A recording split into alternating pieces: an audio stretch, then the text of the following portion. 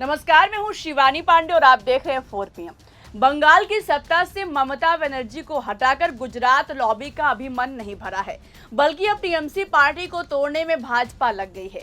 एक तरफ ममता के 16 नेताओं ने एक साथ इस्तीफा दिया, तो वहीं दूसरी तरफ ममता बनर्जी की सबसे करीबी सांसद ने अपने पद से इस्तीफा दे दिया। सांसद के इस्तीफा देने से बंगाल की सियासत में भूचाल आ गया है, क्योंकि ये वो सांसद हैं जिन पर एक समय में ममता बनर्जी आंख बंद करके भरोसा करती थी, लेकिन उन्होंने इस्तीफा दे दिया है। कहा तो जा रहा था कि ममता बनर्जी को अमित शाह अब खत्म करने में लग जाएंगे, क्योंकि वो खुद बड़े मंचों से यही कहते थे कि ममता दीदी का बंगाल से अस्तित्व खत्म कर देंगे। लेकिन इतनी जल्दी भाजपा अपना असली रंग दिखा देगी, इसकी उम्मीद नहीं थी। सवाल है कि जब बंगाल में भाजपा की प्रचंड जीत हुई है, तो उनके नेताओं और सांसदों पर डेरा क्यों डाला जा रहा है? क्या नायडू की पार्टी कॉकरोच जनता पार्टी की वजह से भाजपा को गच्चा देने वाली है? इस पर बात करेंगे, लेकिन उससे पहले ममता के साथ क्या खेला हो रहा है उसकी बात करते हैं। दोस्तों, सबसे पहले आप इस खबर को ध्यान से देखिए। ममता बनर्जी की करीबी सांसद काकोली घोष का इस्तीफा, लगाए तमाम आरोप। अब इसी के साथ इस खबर को भी देखिए। टीएमसी में गृह युद्ध, चुनाव हारते ही सांसद काकोली घोष हुई बागी, किस पर धमकी देने का लगाया आरोप। यानी कि ममता बनर्जी की सांसद ने न सिर्फ केवल इस्तीफा दिया है, बल्कि लंबे चौड़े आरोप भी टीएमसी पर मढ़े हैं। टीएमसी सांसद काकोली घोष ने उस आईपैक कंपनी पर गंभीर आरोप लगाए हैं, जिसके लिए ममता बनर्जी सीधे ईडी से भिड़ गई थी, जिसके लिए सुप्रीम कोर्ट तक पहुंच गई थी। लेकिन उनकी सांसद काकोली घोष ने उसी आईपैक पर आरोप लगाते हुए 12 साल से जिला अध्यक्ष के पद से इस्तीफा देकर सूबे की सियासत में भूचाल ला दिया है। इस्तीफा देने के बाद काकोली घोष दस्तीदार ने 2 टूक शब्दों में कहा कि चुनाव से पहले आईपैक ने न केवल उन्हें धमकियां दी, बल्कि अपनी मनमर्जी चलाकर पूरी पार्टी को अंदर से खोखला और बर्बाद कर दिया। उन्होंने कहा कि चुनाव के समय आईपैक टीम ने उन पर दबाव बनाने की कोशिश की थी, जिससे पार्टी के कामकाज के तरीके पर असर पड़ा। हमसे कम उम्र के लोग चुनाव के दौरान जिस तरह से हम पर दबाव डालने की कोशिश की थी, वो काम करने का सही तरीका नहीं है। मेरे क्षेत्र की सभी सीटों पर हमारी हार हुई है। उनका कहना है कि इसलिए चुनावी हार की जिम्मेदारी लेते हुए उन्होंने अपने पद से इस्तीफा दे दिया है। इतना ही नहीं, खबर है कि उन्होंने सीधा ममता बनर्जी पर भी हमला बोला है। उनका कहना है कि जिस तरह से राज्य में बढ़ते अपराध, भ्रष्टाचार से जनता में डर था, उसकी वजह से टीएमसी चुनाव हारी है। यानी जब टीएमसी चुनाव हार गई है, तो उनकी ही पार्टी के नेता और सांसद आईना दिखा रहे हैं। अब सवाल है कि आखिर कल तक ममता बनर्जी की सबसे करीबी मानी जाने वाली काकोली घोष के तेवर अचानक कैसे बदल गए? अब दोस्तों, फिर आप खेल समझिए। हाल ही में ममता बनर्जी ने काकोली घोष को लोकसभा में टीएमसी के मुख्य सचेतक के पद से हटा दिया था और उनकी जगह दोबारा कल्याण बनर्जी की नियुक्ति की थी। पद से हटाए जाने के बाद उन्होंने काकोली ने सोशल मीडिया पर अपना दर्द बयां करते हुए लिखा था कि 1976 से पहचान है, 1984 से साथ चलना शुरू किया, 4 दशकों की इस वफादारी का आज मुझे ये पुरस्कार मिला है। इसी से आप समझ सकते हैं कि काकोली घोष का गुस्सा किस कदर भड़क उठा था। लेकिन अवसर में मौका तलाशने वाली भाजपा टकटकी लगाकर सब देख रही थी। उसको मौका मिला नहीं कि बाजी मार ली। मोदी सरकार ने कितनी बड़ी चाल चली है, आप इस खबर को सुनिए। कैसे गुजरात लॉबी टीएमसी को तोड़ने में लगी है।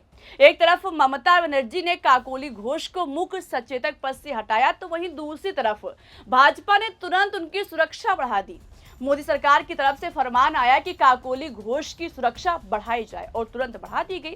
राजनीतिक गलियारों में चर्चाएं तब और तेज हो गई, जब एक तरफ हार के बाद राज्य सरकार ने कई टीएमसी नेताओं की सुरक्षा में कटौती की, वहीं दूसरी तरफ मोदी सरकार ने काकोली घोष दस्तीदार को Y+ कैटेगरी की केंद्रीय सुरक्षा मुहैया करा दी, वो भी उस वक्त जब कई टीएमसी नेताओं की सुरक्षा घटा दी गई है। इसमें ममता बनर्जी और अभिषेक बनर्जी भी शामिल हैं, लेकिन काकोली को अलग से बढ़िया सुरक्षा दी गई है। इसी से आप खुद समझ सकते हैं कि असली खेला क्या हो रहा है। दोस्तों, आपको बता दें कि 12/7 के साथ लगभग क्षेत्रों में बीजेपी ने प्रचंड जीत हासिल की है। इसी खराब प्रदर्शन का ठीकरा पार्टी की तरफ से काकोली घोष पर फोड़ा गया था, जिसके जवाब में अब उन्होंने बगावती रुख अख्तियार कर लिया है और पद से इस्तीफा दे दिया है। लेकिन जिस तरह से उन पर मोदी सरकार मेहरबान दिखाई दे रही है, इससे साफ पता चलता है कि बंगाल में दाल में कुछ काला नहीं, बल्कि पूरी की पूरी दाल ही काली है। क्यों, इस खबर को देखिए। बंगाल हार के बाद टूटने लगी ममता बनर्जी की टीएमसी, एक साथ 16 नेताओं का इस्तीफा। दोस्तों, खबर है कि हाली शहर नगर पालिका में एक साथ 16 टीएमसी पार्षदों ने इस्तीफा सौंप दिया है। बताया जा रहा है कि स्थानीय स्तर पर नेतृत्व से असंतोष के बाद पार्षदों ने ये फैसला लिया है। कथित तौर पर पार्षदों के आरोप है कि सांसद पार्थ भौमिक के साथ क्षेत्र के कई बड़े नेताओं ने चुनाव में हार के बाद से उनसे संपर्क नहीं किया। यानी कुल मिलाकर अगर देखा जाए तो अब टीएमसी के नेता और सांसद पार्टी पर भी सारे ठीकरे फोड़ रहे हैं। कल तक पार्टी के लिए जान की बाजी लगाने की बात कहते थे, लेकिन जब पार्टी चुनाव हार गई तो बगावती तेवर दिखाने लगे हैं। टीएमसी विधायक भी अब ममता बनर्जी से दूरी बनाने लगे हैं। मीटिंग से दूरी बनाई जा रही है। इसी से आप समझ सकते हैं कि बंगाल में कितना तगड़ा खेला हो रहा है। इस खेल का मास्टरमाइंड कौन है? उंगली सीधा भाजपा पर उठ रही है। लेकिन सवाल है कि आखिर जब भाजपा के 200 विधायक से ऊपर हैं तो ममता की पार्टी में सेंध क्यों लगाया जा रहा है? कहीं नायडू का डर तो नहीं है? जी हां, दरअसल आपको बता दें कि कॉकरोच जनता पार्टी के मुद्दे पर नायडू की पार्टी सरकार के साथ खड़ी नहीं है, बल्कि मोदी सरकार को सलाह दी है कि ये राजनीति नहीं, युवाओं की नाराजगी की आवाज है। कॉकरोच जनता पार्टी को हल्के में लेने की भूल भी मत कीजिएगा। यानी कॉकरोच जनता पार्टी के मुद्दे पर भाजपा और नायडू की पार्टी के रास्ते अलग अलग हैं। भाजपा इसे विदेशी साजिश बता रही है तो नायडू की पार्टी सलाह दे रही है कि ऐसी भूल मत करना, नहीं तो तगड़ा नुकसान होगा।